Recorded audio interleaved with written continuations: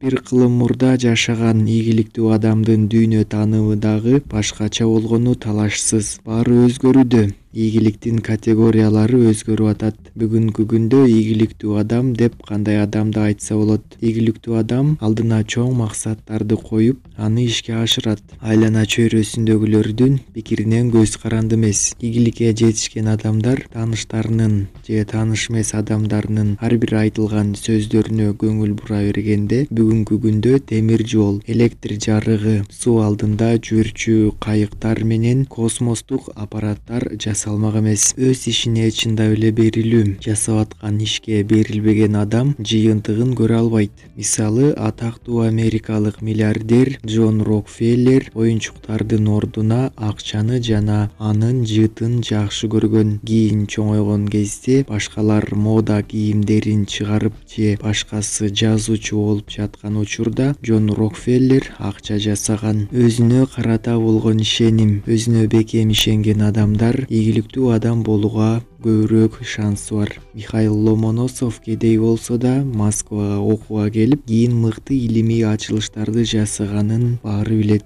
Туруктуулук керек. Максатка бара турган жолдо канчалык кыйынчылыктар чыкпасын, алдыга умтулуп, ага жеткенче тандап алган жолунан кайтпоо дагы ийгиликтүү адамдын белгиси.